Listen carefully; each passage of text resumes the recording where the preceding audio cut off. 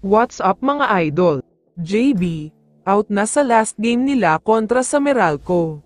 Pero bago mo sana ipagpatuloy ang panonood mo, ay huwag mong kalimutan na mag-subscribe bilang suporta sa aking YouTube channel. Maraming salamat idol.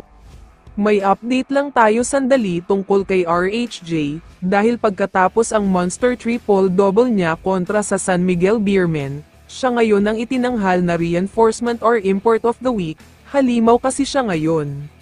Hindi lang yan, lumamang na din siya sa statistical points laban kay Kedim Jack at Justin Brownlee.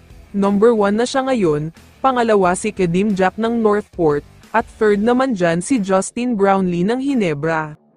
Ang tanging chance lang ni JB na makuha ang title ay talunin si RHJ sa early part ng playoffs kung maghaharap sila, o kaya naman ay isang monster playoff series ang ipakita ni JB, para tumaas pa ng husto ang statistical points niya.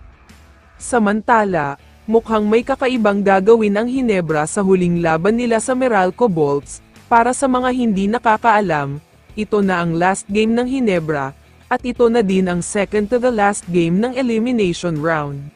Mas pabor sa Ginebra kung matatalo sila sa Meralco, dahil ang posibleng makaharap nga nila ay Northport. Mas madaling kalaban ito sa isang best of 3 series, kesa naman sa ibang powerhouse teams na malakas talaga.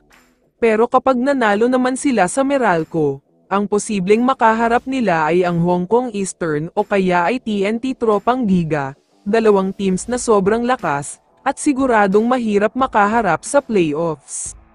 Kaya naman ayon sa multiple sources, out na daw si Brownlee sa magiging huling laban nila ngayong elimination round kontra sa Meralco Bolts, dahil wala nang kwenta ang laban na ito para sa kanila, win or lose ay best of 3 pa din.